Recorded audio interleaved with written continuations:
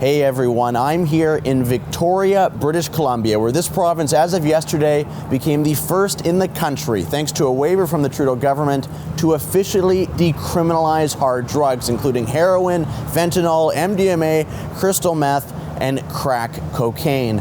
But what will the consequences be of this decision? Let's break down the top 5 reasons why the decriminalization of these drugs is a terrible idea. Number 1, it hasn't worked anywhere else it's been tried. Now, some might claim we're following in the progressive footsteps of Portugal, which did undertake with much success a kind of decriminalization. But that was also paired with stiff civil penalties, including drug confiscation, fines, and even hauling users in front of what's called a drug dissuasion commission, none of which is even remotely being considered here in BC. A more comparable example would be the U.S. state of Oregon, where, following decriminalization 2 years ago, both fatal overdoses and rates of drug abuse have only gotten worse. And let's not forget, here in British Columbia, we've already had a de facto state of decriminalization for years. If you've walked down the streets of Vancouver, here in Victoria, it's been clear for a while that there are no consequences and certainly no jail time for openly using these drugs. The result, skyrocketing crime, rampant homelessness, and now over 2,000 British Columbians dead from overdose every single year. To put that in perspective, people are dying from overdoses here in BC at a rate 5 times higher than England, one of Europe's hardest hit countries.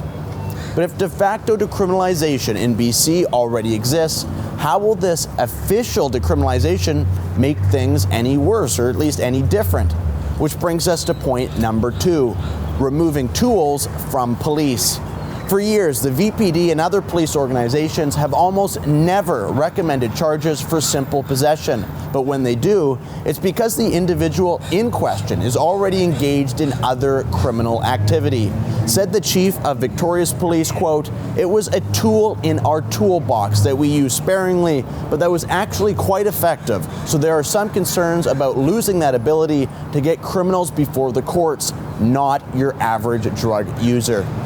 Reason number 3, decriminalization will make it easier for drug pushers and dealers to move their product. One of the most shocking details about this decision is the massive amount of drugs they've actually decriminalized, allowing individuals to possess 2.5 grams of fentanyl, for example, despite the fact it takes just 2 milligrams to kill the average adult. This will allow drug pushers to rely on a dispersed network of dealers that can act with impunity from the law and make it easier for them to prey on society's most vulnerable, including impressionable students, whether at university, college, or high school campuses. Reason number 4, destigmatization.